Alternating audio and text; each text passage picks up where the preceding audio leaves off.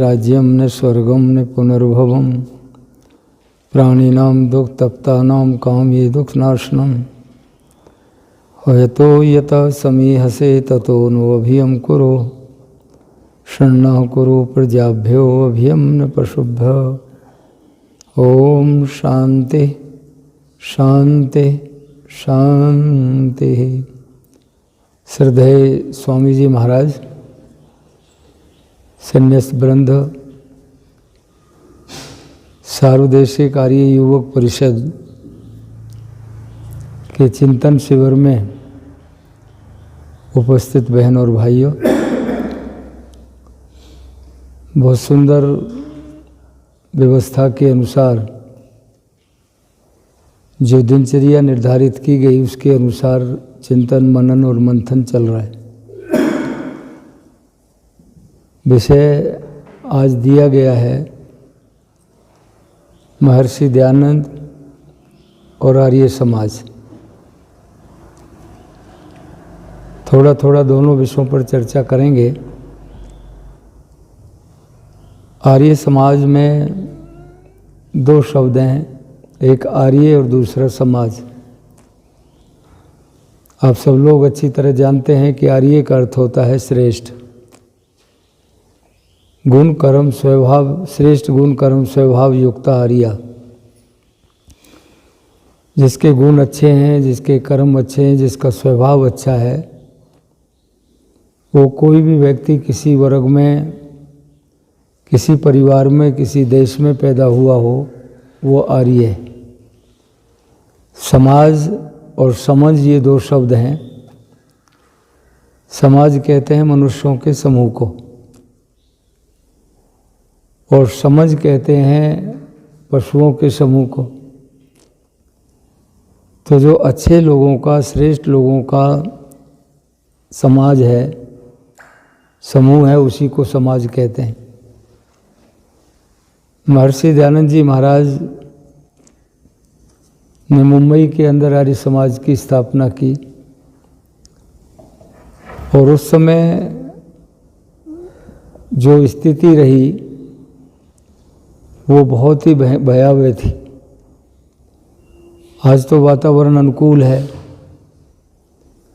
लेकिन उस समय वातावरण अनुकूल नहीं था।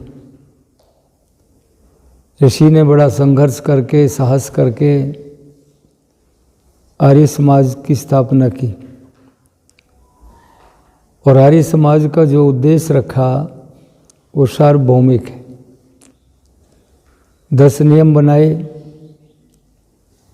और छोटे से उसमें परिचय में अगर हम समझना चाहें तो आर्य समाज के जो 10 नियम हैं वो 3 कर्तव्यों का बोध कराते हैं। पहला, हमारा जो ईश्वर के प्रति क्या कर्तव्य है, 2 नियम इस बात का बोध कराते हैं। पहले नियम में ईश्वर की और दूसरे नियम में ईश्वर के स्वरूप की चर्चा है, और अंत में कहा कि वो सृष्टि करता है, पवित्र है, उसी की उपासना करनी योग्य है। तो ईश्वर के प्रति हमारा कर्तव्य है कि हम उसकी उपासना करें। और तीसरे नियम से लेकर के 5वें नियम तक हमारा अपने प्रति क्या कर्तव्य है उसकी चर्चा की गई। अभी बाहर जब बैठे थे तो स्वामी जी महाराज सत्य की बात कह रहे थे। एक जीवन के अंदर कोई विशेष परिस्थिति हो, कोई बहुत ही भयावह स्थिति आ जाए तो वो अलग है, वो अपवाद के रूप में है, नहीं, अन्यथा सत्य ही बोलना चाहिए। तो तीसरे नियम से लेके 5वें नियम तक ऋषि दयानंद जी महाराज ने जो नियम बनाए वो आर्यों के लिए, कि उसमें यह है कि हम वेद का स्वाध्याय करें। कल पूनम बहन ने स्वाध्याय शब्द की बहुत संक्षिप्त सी व्याख्या की थी, लेकिन स्वाध्याय शब्द अपने आप में बहुत व्यापक शब्द है। स्वाध्याय का अर्थ होता है अपने जीवन का अध्ययन करना, अवलोकन करना, स्वाध्याय का अर्थ है आर्ष ग्रंथों का अध्ययन करना। स्वाध्याय का अर्थ है कि परमात्मा का ध्यान करना। तो हम जब स्वाध्याय करें तो कौन से ग्रंथों का करें? अनार्ष ग्रंथों का नहीं। आजकल हम अखबार पढ़ने में बहुत समय व्यतीत कर देते हैं, फिर उस पर डिबेट करते हैं और सारा समय ऐसे व्यतीत हो जाता है। ऋषियों ने कहा कि स्वाध्याय उन ग्रंथों का करना चाहिए जिन ग्रंथों के पढ़ने से, अध्ययन करने से मुक्ति और मोक्ष की तरफ हमारी रुचि बने और उसको हम अच्छी तरह से समझ लें। तो ऋषि ने इसमें कहा कि भाई क्या करना चाहिए कि वेद कब स्वाध्याय। हम सबको एक एक पृष्ठ भी अगर हम वेद का पढ़ेंगे, एक मंत्र भी पढ़ेंगे, तो ज्ञान में बढ़ोतरी होगी। इसलिए कहा, ऋषि ने कहा कि हमारा पहला कर्तव्य मनुष्यों का ये है कि वो वेद आदि जो है पढ़ना, पढ़ाना, सुनना और सुनाना, ये 4 विषय उसमें रख दिए। पर पढ़ना कौन पढ़े? विद्यार्थी काल में वेदों का अध्ययन हो। पढ़ाए कौन? वानप्रस्थी लोग जो गर्भगृहस्थ से छोड़ के वानप्रस्थी हो जाते हैं वो पढ़ाएं। सुने गृहस्थी और सुनाए सन्यासी। चारों आश्रम वासियों का इसमें कर्तव्य भी आ जाता है।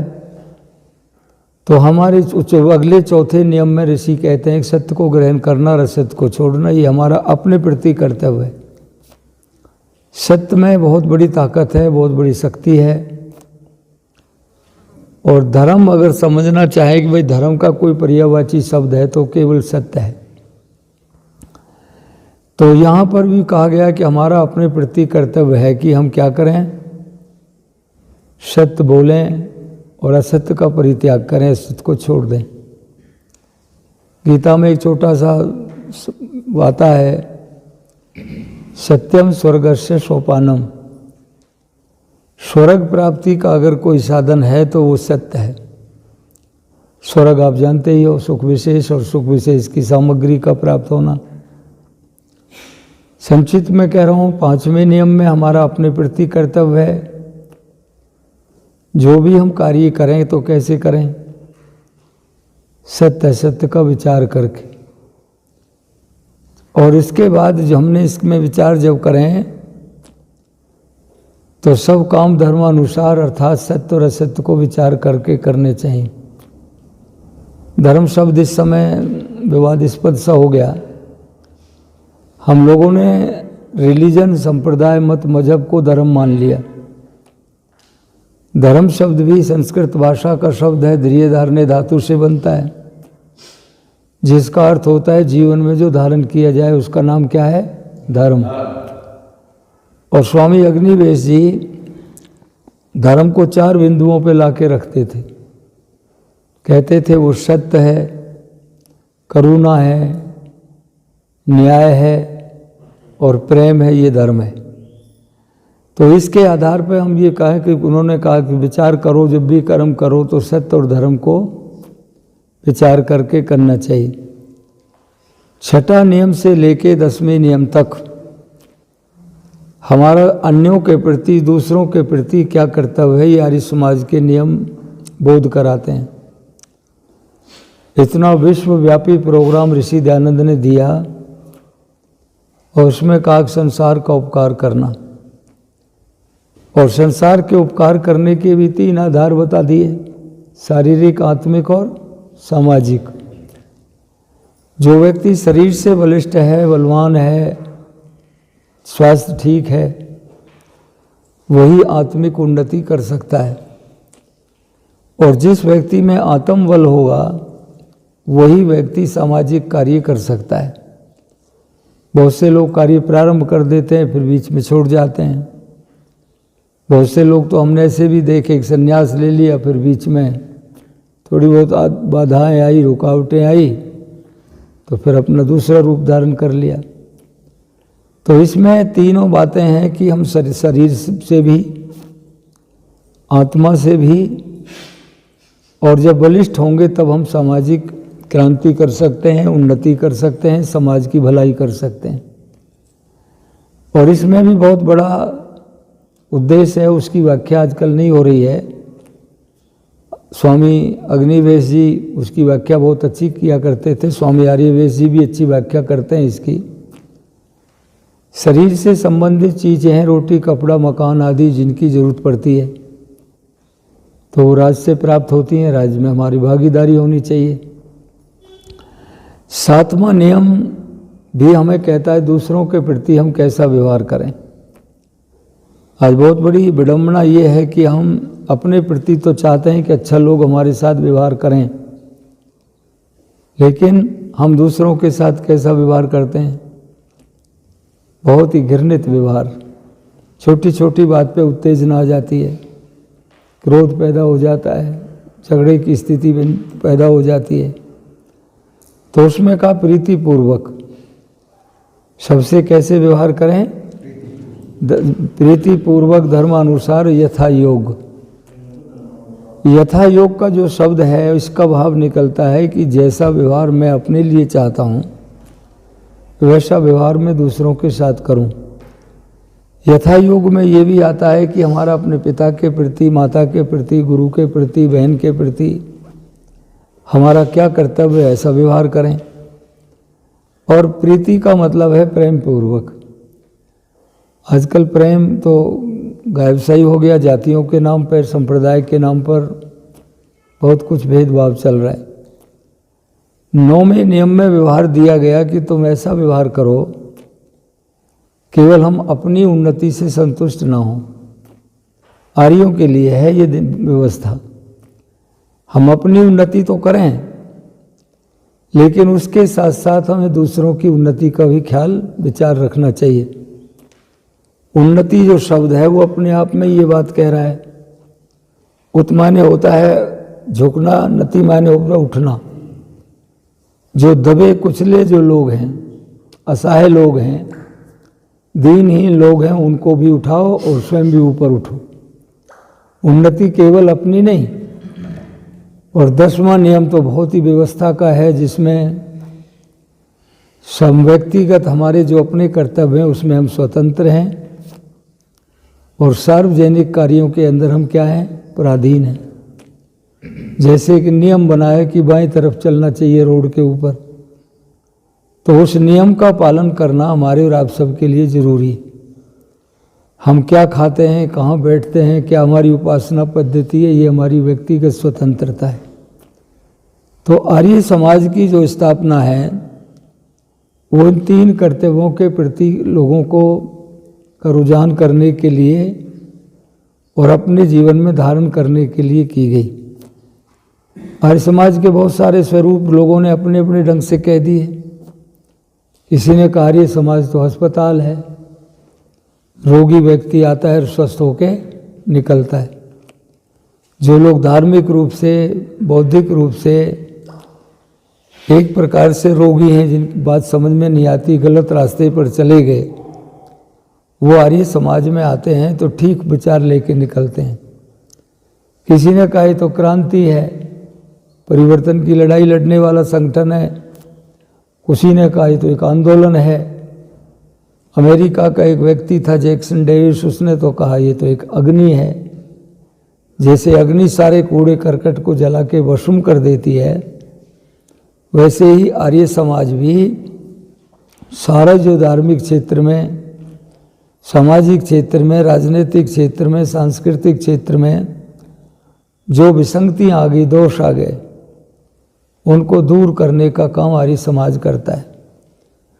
आज आर्य समाज की स्थिति ये बन गई, हम अधिकांश लोग या तो ईश्वर भक्ति का एक आध गीत सुन लेते हैं, या क्या कर लेते हैं कि कोई स्वामी ऋषि दयानंद जी के प्रशंसा का कोई गीत सुन लिया और अपने कर्तव्य का इतिश्री कर लेते हैं कि जी आर्य समाज का वार्षिक उत्सव हो गया।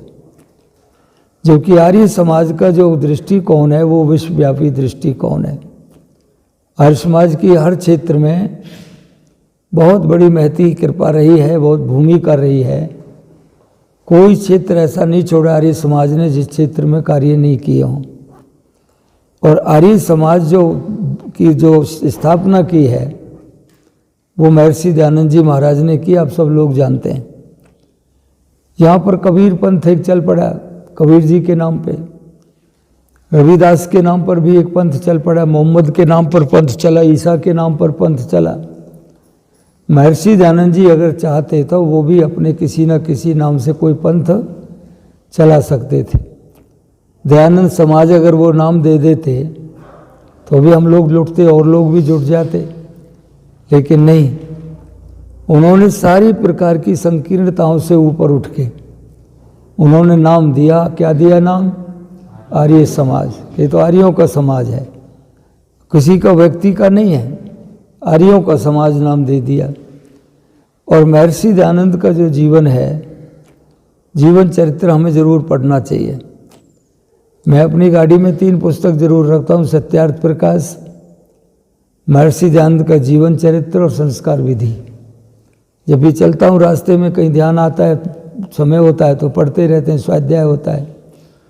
तो ये ऋषि दयानंद का जीवन चरित्र पढ़ना बहुत आवश्यक है। उनका जीवन चरित्र बड़ी भारी प्रेरणा देने वाला है। और शुरुआत होती है टंकारा से, और उनका जो यात्रा, अंतिम यात्रा जो समाप्त होती है वो कहाँ हो रही है? अजमेर में। बहुत बड़ा इतिहास है। टंकारा में एक नौजवान पैदा होते हैं, छोटी घटना से जीवन में परिवर्तन आता है, और उसी बात को लेके उनके मन में 2 विचार पैदा हो गए। एक विचार तो ये हो गया कि मैं मृत्युंजय को, एक प्रकार से मृत्यु के ऊपर विजय प्राप्त की जा सकती है कि नहीं, और दूसरा सच्चे शिव की खोज। 2 बातों को लेके अपना घर छोड़ दिया। संपन्न परिवार में पैदा हुए ऋषि दयानंद जी, प्रतिष्ठित परिवार था, और घर को छोड़ के चले गए। मूल शंकर नाम था उस समय। चले रास्ते में जाते जाते कहीं आश्रमों में गए, मठों में गए, साधुओं से मिले, उनका नाम रख दिया। उन्होंने नैष्ठिक की दीक्षा ले ली, और नैष्ठिक ब्रह्मचर्य का जब व्रत ले लिया तो उनका नाम क्या हो गया? शुद्ध चैतन्य। शुद्ध चैतन्य के बाद भी लोगों ने कहा कि भाई तुम्हें तो मिल नहीं सकता वो शिव जो है, तुम्हें संन्यास लेना पड़ेगा। तो उन्होंने पूर्णानंद नाम के व्यक्ति से, सन्यासी से, जो बहुत बड़े विद्वान थे उस समय के, उन्होंने उन्हें संन्यास दे दिया। संन्यास लेने के बाद भी फिर उनकी पढ़ाई लिखाई की रुचि हुई। व्याकरण पढ़ूं, आर्ष ग्रंथों का अध्ययन करूं, वेदों का वाइस करूं, ये सब सोच करके योग अभ्यास करूं। तो उन्होंने कहा, पूर्णानंद जी ने, कि भाई मैं वृद्ध हो गया, अब मैं पढ़ाने लिखाने में असक्त हूँ। तो उन्होंने कहाँ भेज दिया? उन्हें मथुरा में भेज दिया।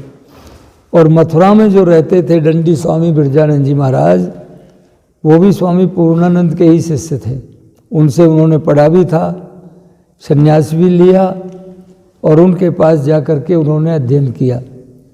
तो मथुरा भी हमारे और आप सबके लिए एक ऐतिहासिक जगह है। आपने किसी ने देखा है कोई स्थान या नहीं देखा? नहीं भी देखा है तो कभी मथुरा साइड में जाओ, वृंदावन जाओ तो उसको ज़रूर देखो। आर्यों का तीर्थ स्थल है वो। जगह तो उतनी बड़ी नहीं रही जो पहले थी, छोटी सी जगह है, उसमें ही ये साल आदि बना रखी हैं। तो ऋषि दयानंद जी की जो विद्या थी, उन्होंने मथुरा में पठन पाठ किया, अपना पढ़ाई की। और कितने कमाल की बात है, कितना घोर तप किया उन्होंने। स्वामी दयानंद जी महाराज ने जब वो पढ़ते थे तो बिरजानंद जी की एक शर्त थी कि मैं किसी सन्यासी को नहीं पढ़ाऊंगा, वो दूसरे लोगों को पढ़ाते थे। तो उन्होंने कहा कि भाई नहीं पढ़ाएंगे तो फिर कैसे व्यवस्था बने, तो क्या भोजन आदि की व्यवस्था नहीं हो सकती? तो शायद वो अमर जोशी नाम के व्यक्ति थे, उन्होंने उनके खान पान की व्यवस्था की, ठहरने की व्यवस्था की, दीपक आदि जलाने की व्यवस्था के लिए तेल आदि दिया, और उनकी व्यवस्था के अंदर वो पढ़े। एक दिन बिरजानंद जी कुपित हो गए, नाराज हो गए उनसे, और इतने नाराज हुए कि डंडा लेकर के लाठी से प्रहार कर दिया, जो उनकी बाजू के ऊपर वो चिन्ह बना हुआ था। इतना पिटाई हुई, उसके बावजूद भी वो ऋषि दयानंद जी की अनास्था बिरजानंद जी के प्रति नहीं हुई। पढ़ते चले गए। लेकिन अमर जोशी ने आके एक दिन कहा कि स्वामी जी, दयानंद सन्यासी है, पढ़ने आपके पास पढ़ रहे हैं, सन्यासी के ऊपर ऐसे प्रहार करना, हाथ उठाना शोभा नहीं देता। तो बिरजानंद जी ने स्वीकार किया। बहुत बड़ी घटना ये घटी कि उनके सामने जो थे कई सहपाठी थे उनके। एक से महर्षि दयानंद जब वहाँ से विदा लेके चले गए, लौंग आदि की भेंट दी, जीवन दिया, प्रेरणा मिली और सारा जीवन लगाने का संकल्प कर लिया। वैदिक धर्म का प्रचार, वर्ण व्यवस्था को पुनर्स्थापित करेंगे और धार्मिक पाखंड का खंडन करेंगे, समाज में क्रांति लाएंगे। जब इस विचार को लेके गए तो कभी वो घूम फिर करके वापस आ गए। आगरे में या मथुरा में कहीं वो प्रवचन दे रहे थे आगरा में, तो उस समय वो कंठी का और तिलक का खंडन कर रहे थे। जो हम रुद्राक्ष आदि की कंठी पहन लेते हैं, तिलक लगाते हैं, उसका खंडन किया। तो उन्होंने कहा कि भाई, उन्होंने कहा तू तो दयानंद बड़ा कृतघ्न है, तो क्यों? उन्होंने कहा कि तुम इनका खंडन करते हो, इन चीज़ों का मैं गुरु जी से जाके कहूँगा। और वो बिरजानंद जी के पास में आए और उन्होंने कहा स्वामी जी, आपने तो एक नास्तिक व्यक्ति को पढ़ा दिया। क्या कौन था कि दयानंद, कि क्या कर दिया? क्या वो तो कंठी का, पाषाण पूजा का, तीर्थों का, इन सब का खंडन करता है, वो तो बहुत नास्तिक है। तो उन्होंने कहा तुम्हें कैसे पता है? कि मैं स्वयं सुन के आया हूँ। तो उन्होंने कहा क्या तुम सत्य कहते हो? कि बिरजानंद जी ने कहा। तो उन्होंने कहा कि हाँ मैं सत्य कहता हूँ। तो उन्होंने कहा फिर तो मेरा पढ़ाना लिखाना सार्थक हो गया, इसीलिए मैंने पढ़ाया था। तो उन्होंने कहा क्या कंठी धारण नहीं करनी चाहिए, तिलक नहीं लगाना चाहिए? तो उन्होंने कहा नहीं। तो उन्होंने कहा फिर ये बात आपने हमें क्यों नहीं बताई थी?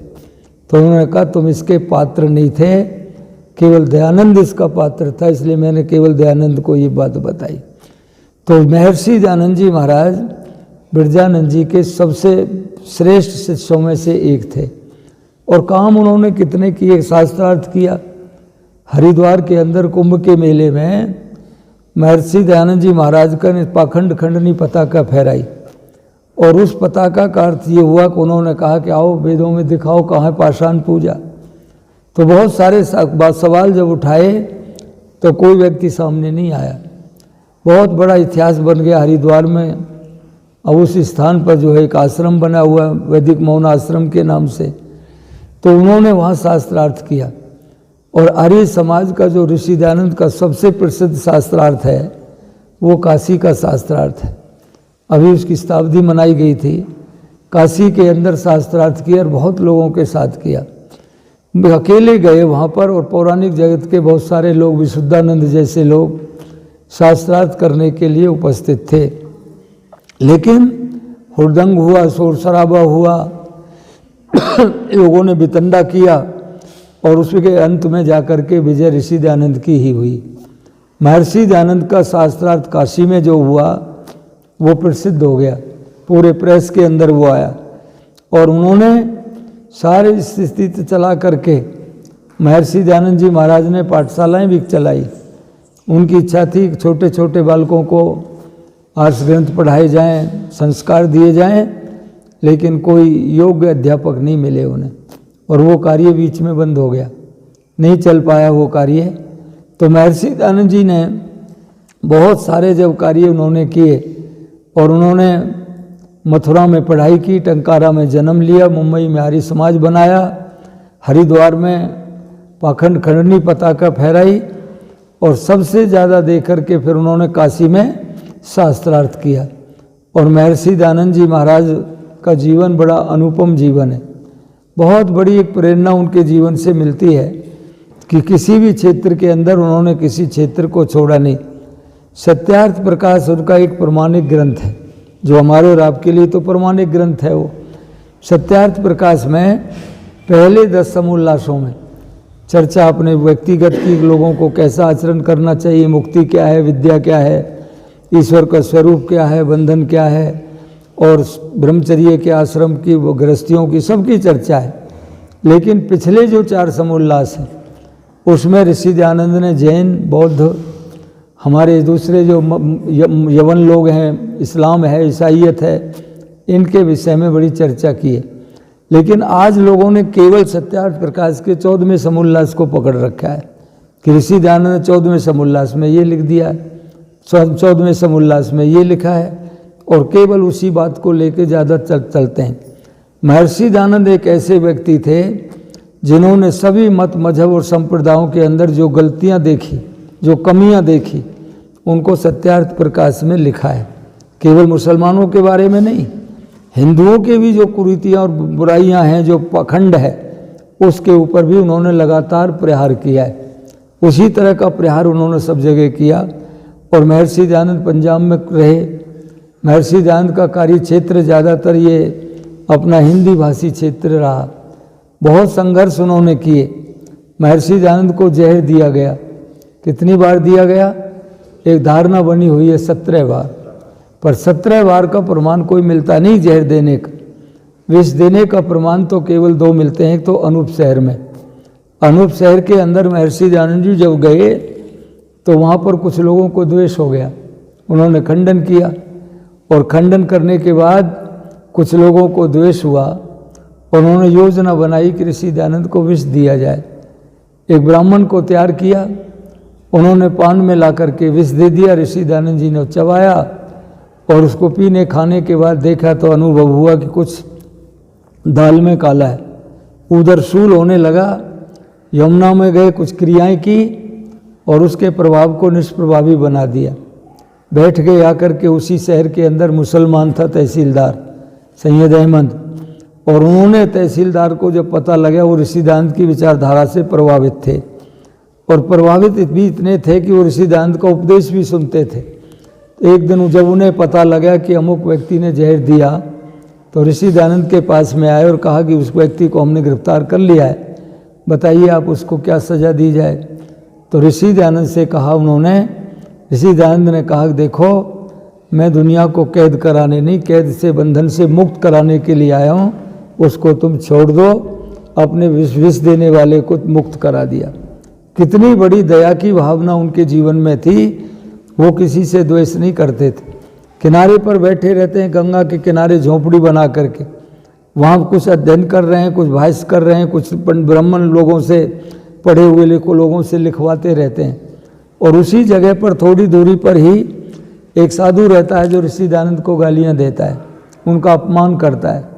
लेकिन महर्षि दयानंद की उदारता, फल की टोकरी लेकर के अपने शिष्य बलदेव को भेजते हैं और कहते हैं जाके ये टोकरी फल उसको दे आ। उन्होंने कहा स्वामी महाराज आपके लिए दयानंद जी ने फल भेजे। तो वो कहता नहीं मेरे लिए नहीं भेजे होंगे, प्रातःकाल किसका नाम ले दिया आपने आके, किसी और के लिए भेजे होंगे, और अब तो वापस लेके चले जाओ। ऋषि दयानंद के पास वापस लौट के आए तो बलदेव को दयानंद जी ने कहा कि नहीं उसी के लिए भेजे, उसको दे करके आओ। और वो व्यक्ति फल जब रख लिए तो महर्षि दयानंद के पास आके बैठ गया, पैरों में पड़ गए और उन्होंने कहा ऋषि दयानंद मैंने तो बहुत आपका अपमान किया। स्वामी दयानंद ने कहा गाली देते देते तुम्हारी ऊर्जा समाप्त हो गई, शक्ति छीन हो गई थी, अब तुम ये फल आदि खा करके दोबारा अपनी शक्ति को अर्जित कर लो। इतनी उदारता महर्षि दयानंद जी में रही। करण, उसका कर्णवास का राजा था करण सिंह बड़गुजर, महर्षि दयानंद के पास में आया और भागवत, उन्होंने कहा तुम गंगा का खंडन करते हो, तुम रासलीला का खंडन करते हो, भागवत का खंडन करते हो। तो स्वामी दयानंद जी महाराज ने ओके बात उनको समझाने की कोशिश की, पर उन्होंने तलवार निकाली। म्यान से तलवार निकालने के बाद जब प्रहार करने लगे तो स्वामी दयानंद ने कहा करण सिंह को कि अगर शास्त्रार्थ करना हो तो अपने गुरु को बुला ले, मैं तैयार हूँ, और शस्त्रार्थ करना हो तो देश में बहुत क्षत्रिय बड़े हैं, किसी के साथ जाके युद्ध कर लो। तो ऋषि दयानंद जी महाराज के जीवन में बहुत बड़ी बड़ी प्रेरणा है। 2 पहलवान आ गए और उन्होंने देखा एक बड़ा मस्टंडा एक महात्मा बैठा हुआ है, और बैठ के क्या योजना बनाई कि इसको आज नदी के अंदर फेंकेंगे और इसका जीवन समाप्त हो जाएगा। जब उन्होंने कोशिश की उठाने की तो ऋषि दयानंद ने एक कहा इधर बगल में दबाया, दूसरा इसमें, और गंगा में छलांग लगा दी।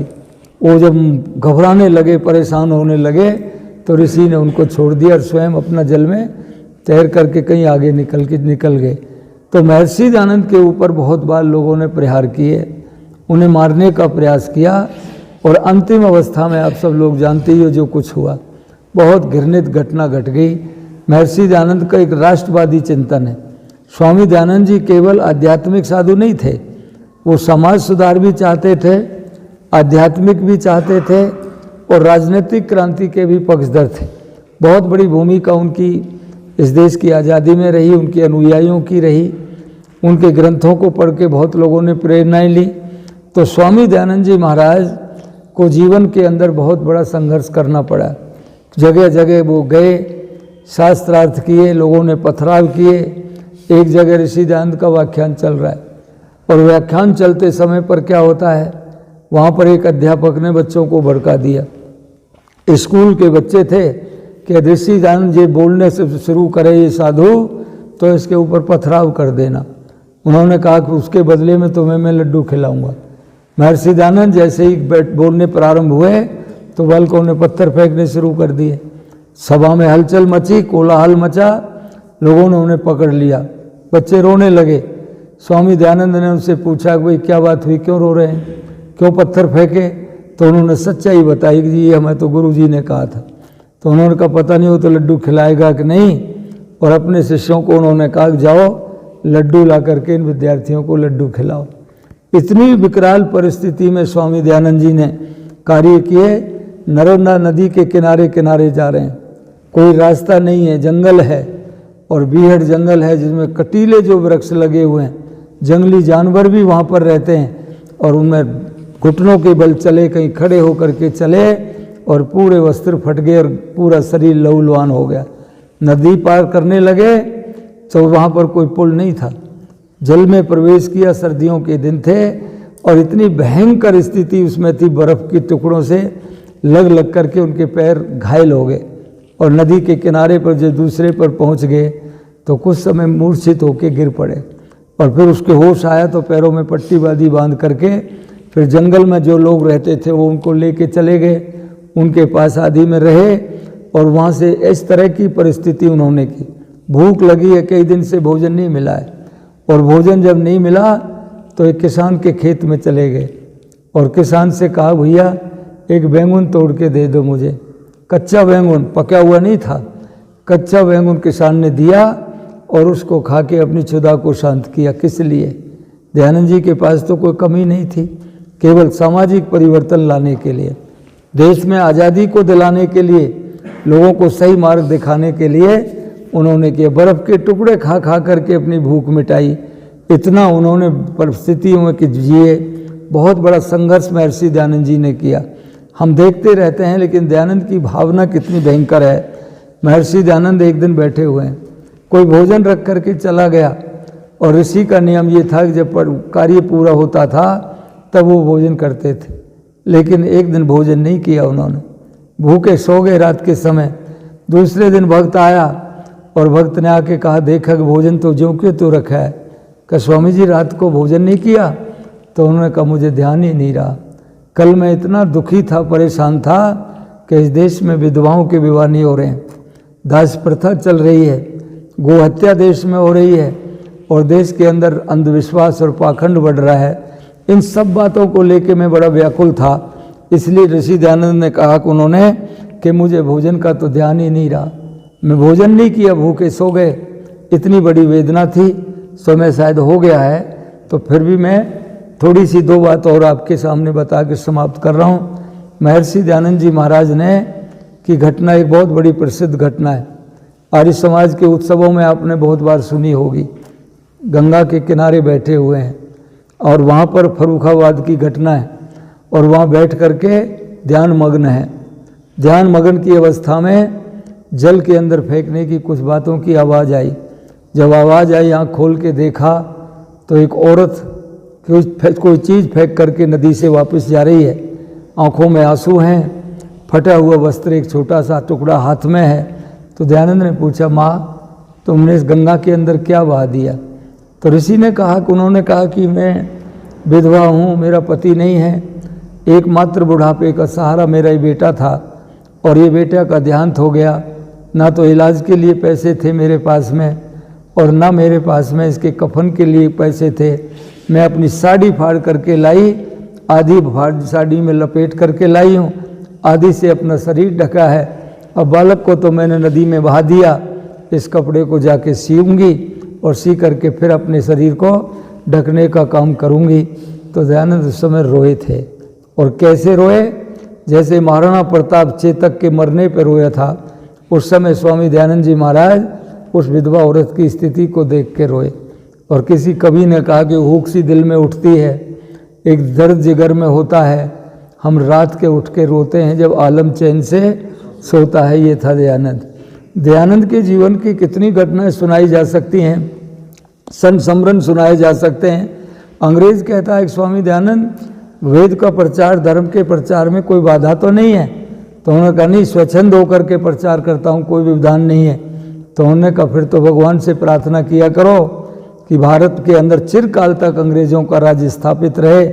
लेकिन दयानंद ने क्या कहा कि अंग्रेज को कहा, अंग्रेज मैं तो भगवान से रोज़ प्रार्थना करता हूँ कि अंग्रेज मेरे देश से चला जाए और मेरा देश आज़ाद हो जाए, मेरी तो ये कामना है। इतना बड़ा कौन कह सकता है? वो कह सकता है जिसमें आत्मबल होगा। स्वामी दयानंद में आत्मबल था, शरीर का बल भी था। और ऋषि दयानंद केवल जीवन में 2 बार रोए। एक बार तो अपने चचा की मृत्यु पर, और एक बार उस विधवा की स्थिति को देख करके। भूखे रहे तब नहीं रोए, पत्थर फेंके तब नहीं रोए, लोगों ने निकाल दिया बाहर। लाहौर में सभा हो रही है, पौराणिक लोग ले गए, मूर्ति पूजा का खंडन किया, उन्होंने हटा के जाओ। डॉक्टर रहीम खां वो ले गए, मस्जिद में प्रवचन कराया, तो उनका अपनी कोठी पर प्रवचन कराया, तो वहाँ इस्लाम के खिलाफ बोले, वहाँ से भी विदा कर दिया गया। उस समय दयानंद रोए नहीं थे, इस देश की व्यवस्था पर रोए। तो महर्षि दयानंद के जीवन चरित्र को हम पढ़ें, समझें, सुनें, एक एक घटना को देखें और आम आदमी को इस बातों को बताने का प्रयास करें, तो हमारी समझ में आएगा कि दयानंद क्या है। दयानंद को समझेंगे तो आर्य समाज समझ में आ जाएगा। बहुत बड़ा उद्देश्य लेके आर्य समाज की स्थापना महर्षि दयानंद ने की थी। तो मैं अपना आपका धन्यवाद करता हूँ, स्वामी जी का धन्यवाद है, उन्होंने मेरे जैसे अबोध व्यक्ति को बैठने यहाँ बोलने के लिए समय दिया। आप सबका बहुत धन्यवाद।